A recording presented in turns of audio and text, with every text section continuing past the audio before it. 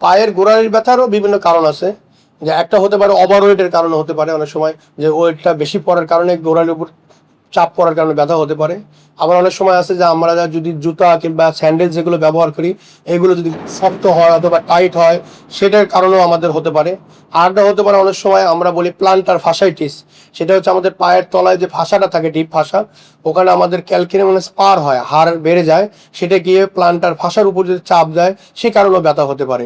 এরকম বিভিন্ন কারণে আমাদের গোড়ালির ব্যথাগুলো হয় আর কি, অথবা আঘাতের কারণেও হতে পারে। ঘরোয়া টিপস হচ্ছে যে গোড়ালির ব্যথার 1 নম্বর কারণ হচ্ছে আমাদের ওয়েট কমাইতে হবে, যদি ওভার ওয়েট থাকে তো আমাদের ওজনটা কমাইতে হবে। 2 নম্বর হচ্ছে আমাদের খালি পায়ে থাকা যাবে না, আমরা সবসময় নরম স্যান্ডেল ব্যবহার করব অথবা কমফোর্টেবল যে শু পাওয়া যায় সেগুলো আমরা ব্যবহার করব। 3 নম্বর হচ্ছে যে আমরা শক্ত স্যান্ডেল পরবো না। আর 4 নম্বর হলো যে অনেক সময় লোকালি আমরা কিছু হট কম্প্রেশন বা কোল্ড কম্প্রেশন, ঠান্ডা বা গরম একটু শেক দিতে পারি।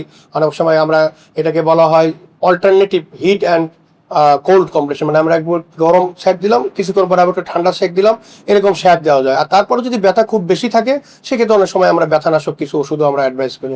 শুটা হতে হবে খুব বেশি টাইটও না, যাতে আমাদের একটু রিল্যাক্স থাকে। দ্বিতীয়টা হচ্ছে যে এটা শক্ত হওয়া যাবে না, সেটা যেন আমাদের একটু রিল্যাক্সের মধ্যে থাকে, তাহলে এইটাই আমরা এটাকে বলা হয় কমফোর্টেবল শু, এটা আমরা সাধারণত অ্যাডভাইস করি।